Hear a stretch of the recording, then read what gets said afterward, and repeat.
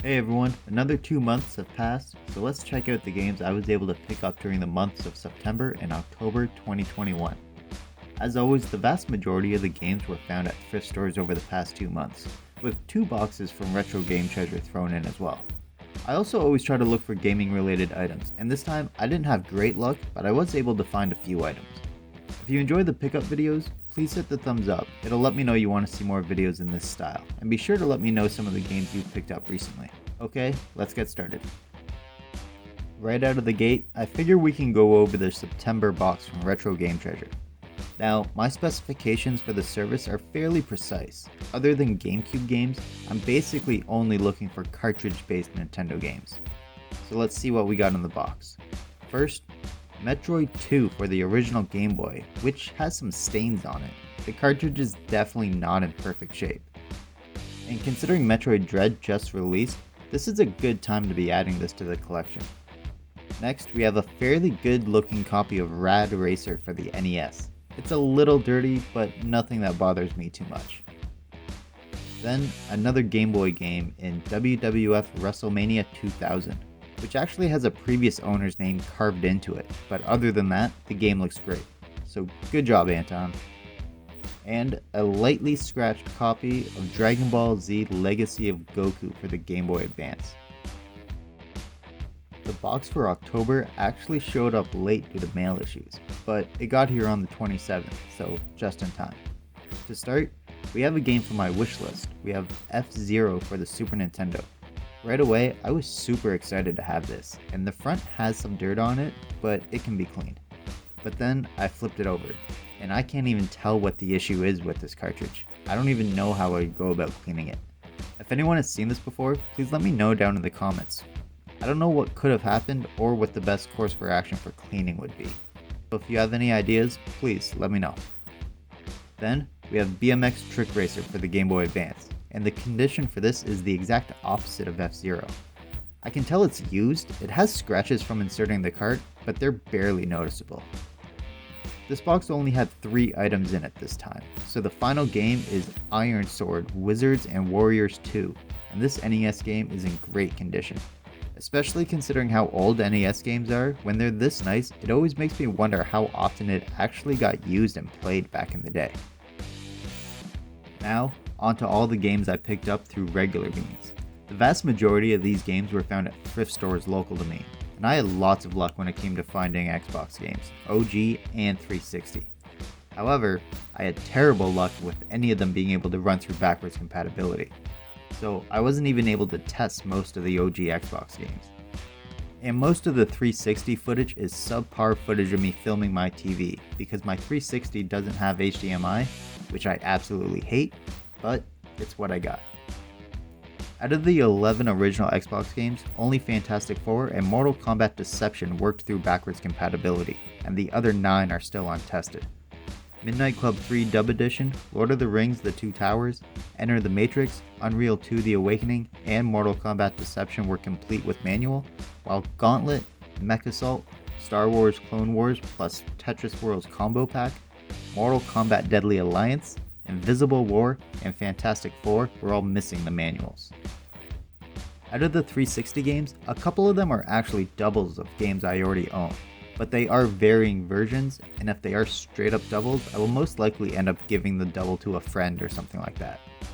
First off, we have complete copies of Dragon Age 2 Signature Edition, Dragon Age Origins, and Dragon Age Origins Awakening. As you can see, I already have a different version of 2, so as a collector, I want to keep both, but a double of Origins, so I'll have to decide what to do with the extra copy of it. Next, I have Tony Hawk Shred, Battlefield 3, and Battlefield 4. Both Battlefields have the flyers and advertisements in the sleeve, but no actual manual if there is supposed to even be one. And Tony Hawk Shred had nothing in the manual slot. From what I know, this is the Tony Hawk game that needs the skateboard peripheral to even play the game, which I don't own, so it's just another game I've collected that I can't actually test. Next, we have 3 of the bigger named games I added over the past 2 months.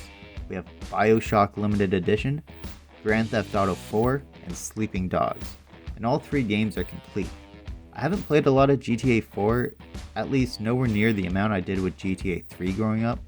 I remember my neighbor having it and spending many hours with it. I'm looking forward to the recently announced GTA Trilogy Remastered. Now, for a couple more duplicates I picked up, we have Assassin's Creed 3, Revelations, and Brotherhood. I already have Revelations and Brotherhood on 360, but they're the Platinum Hits versions for both. I'm undecided if I want to keep both versions of each game. The collector in me says keep them, but the gamer in me says give them to a friend who might play them. I know these aren't exactly rare or difficult to find games, so I don't feel too bad hoarding them if that's what I decide. If they were more sought after games, I'd be more willing to give them up and let someone else experience them. And to round off the Xbox games for the video, we have the combo pack of LEGO Batman and Pure, as well as Kingdom Under Fire Circle of Doom, and there's manuals for all three games, even one each for the combo pack, as well as Titanfall 2 for the Xbox One. I will say that of all the games I tested for this video, Titanfall 2 was the one that surprised me with how well it played. This is probably the game out of everything that I picked up that I'm going to play through first. I had always seen it as part of the EA Play subscription that is part of Game Pass Ultimate, and it was something I usually scrolled right by, but I'm extremely tempted to have this as the next game I play through. So in my area, Xbox games, especially 360 games, are the most commonly found used games, but I did manage to pick up a few Sony titles. Starting with the PS2, we have complete copies of MX World Tour and Pac-Man World 2, as well as Gran Turismo 3 A-Spec, which is missing the manual. And this is something that I hate. Someone even put the used price sticker directly on the game's cover art instead of the plastic casing. It's absolutely infuriating to me. That sticker is basically there permanently now. If you remember from one of my previous pickup videos, I found a bunch of PS4 games that had broken cases. As someone who doesn't play a lot of sports games anymore, I kept an eye out for older sports titles because I know they have very little value after a few years, so I can switch out the cases from those and give it to the games I care about more.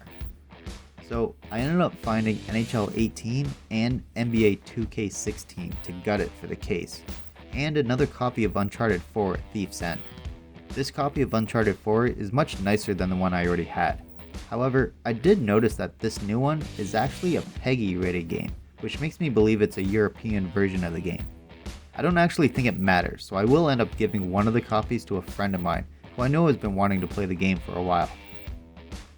I also picked up Dragon Age Inquisition, Middle-earth Shadow of War, and Kingdom Hearts all in one package, which is only one of two brand new games I picked up during these 2 months.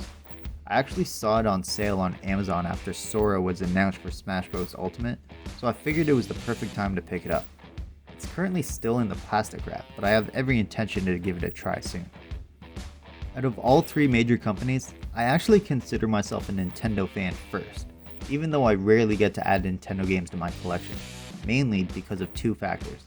Either one, they don't go on sale, or two, people don't donate them, so I can't find them at thrift stores, which is one of the main reasons why I only ask for cartridge Nintendo games from Retro Game Treasure.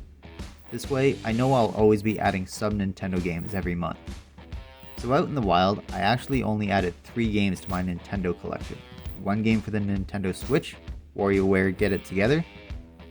Hey everyone, Future J here. While editing the video, I actually had another game that I ordered months ago show up at my door. This is my second game from Limited Run Games. I got Castlevania Anniversary Collection. This is a game I actually bought on sale digitally a while ago, so I may end up keeping it sealed, but this did show up in time to make it into the video, so I wanted to make sure I added it in. Now, back to our regularly scheduled programming. 1 game for the GameCube, NBA Live 06, and 1 game for the Super Nintendo, Super Star Wars. I was very surprised to find Super Star Wars. I've had very bad luck with Nintendo cartridges in the wild for about 4 or 5 months now, so it was a pleasant surprise when I found it. So that's every game I picked up during the months of September and October 2021.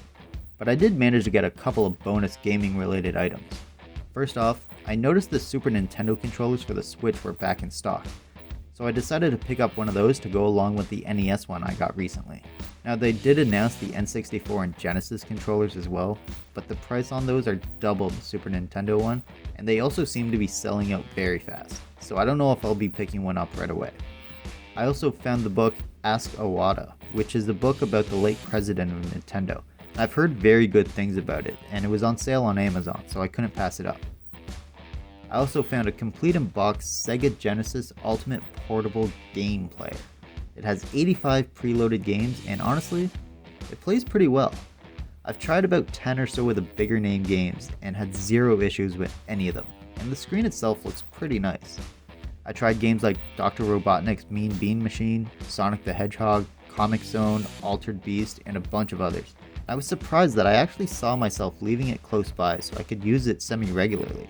Considering it's the one console I added these past 2 months, I'm pretty happy with it. And there we have it, everything gaming related that I picked up over the course of September and October 2021. Let me know down below some of the games you picked up recently. I know I have some big omissions like Metroid Dread, but I'm sure I'll be getting it pretty soon. And if you have any idea what happened to that F-Zero cart, please let me know. If you enjoyed the video, please hit the thumbs up, it really helps out a lot, and it lets me know you enjoy this style of content. Be sure to share the video with anyone who might enjoy it.